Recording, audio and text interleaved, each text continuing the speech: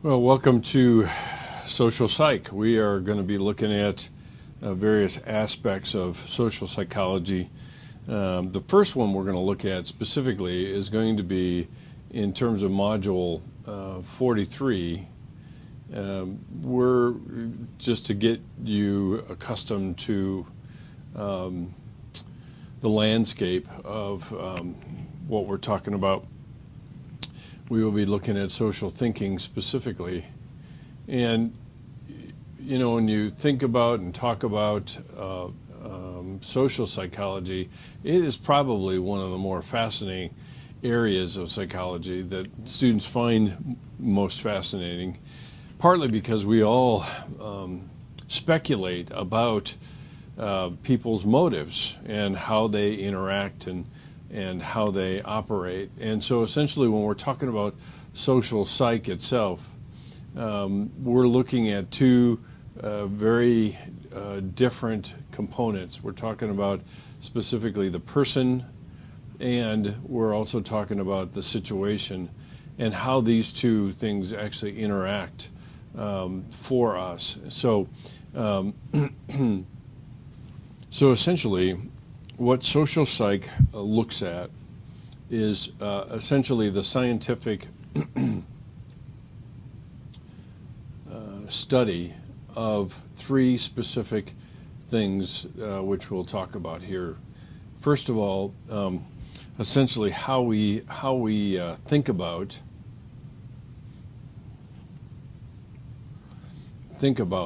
one another.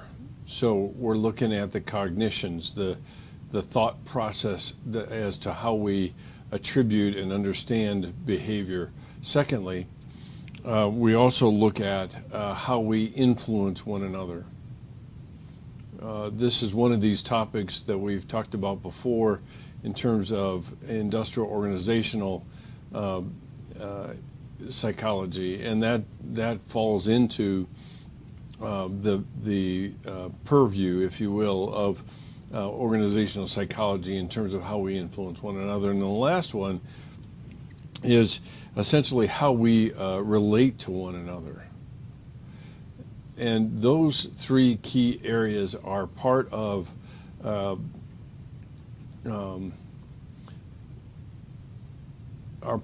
what we refer to as social psychology. The interesting thing that I want you to take note of, really, is when it comes down to these three things, we're also talking in many ways about community and how community operates, because each of these dynamics operate within the setting, if you will, of community itself. We think about one another in a particular way. We influence one another. We relate to each other in each of these things. Now, some key concepts. First of all is the idea of attribution theory. And attribution theory was first proposed by a guy by the name of Fritz Heider.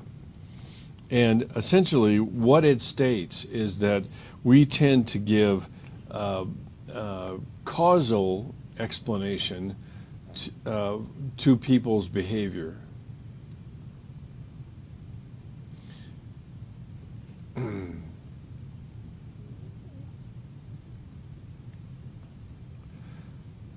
To behavior. And what does that mean? Well, essentially, we see it happen even in texting.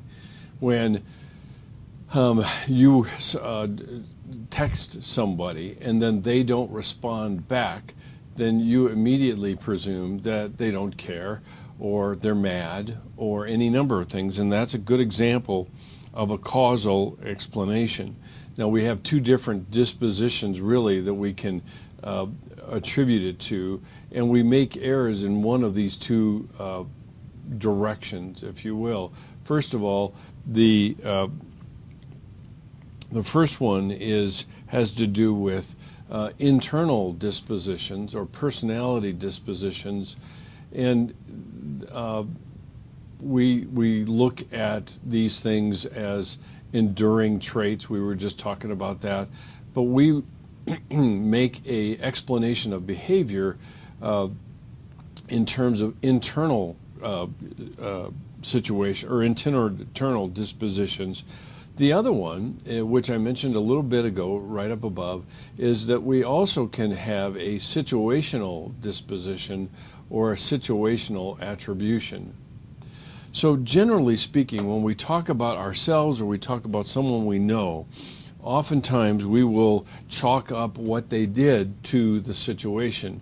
Let me fill this out. So attribution.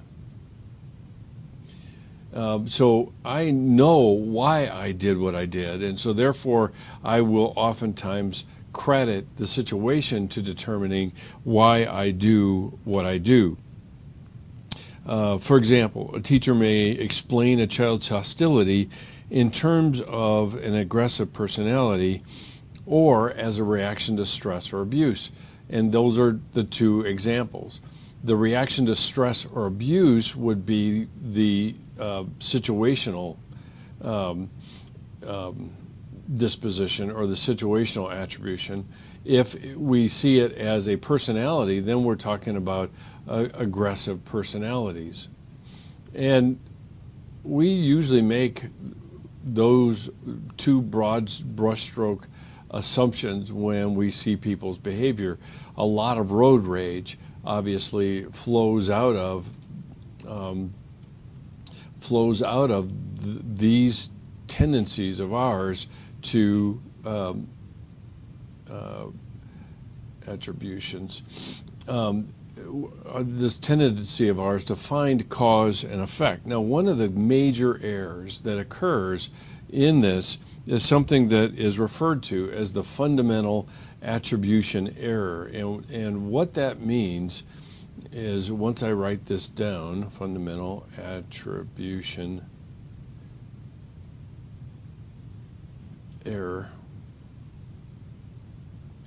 And essentially what that means is our tendency to overestimate personality influences and underestimate situational influences. And that's this error. So we pump up the personality causes and we push down the situational causes of behavior. And we tend to minimize them. So we think in terms of trait aspects, and this can lead us oftentimes to very unwarranted conclusions about others' personality traits. For example, one of the dialogues, if you will, or examples used in your book is about blaming the poor and the unemployed for their own misfortune. Even that, when we talk about blame, for example, our tendency is to attribute motives to when we start to blame somebody, because we assume that we know their motives, when in fact we really don't. So the other problem is that who defines responsibility? And in the dialogue, in the debate around the poor and the low-income folks, there are actually, the reality is that you have both. You have some who really do have a personality disorder, even mental health issues that result in their homelessness.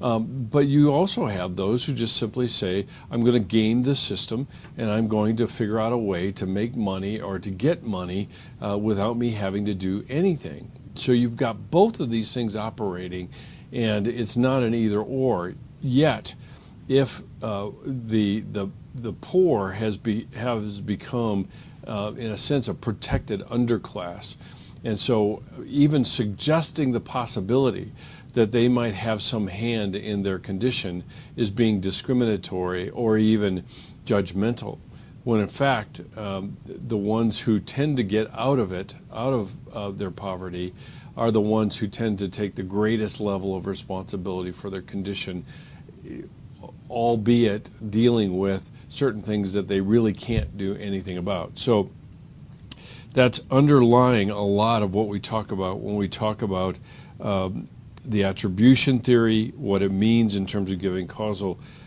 explanation to behavior, and then secondly, the fundamental attribution error that we tend to make in terms of talking about personality traits and less about situational traits.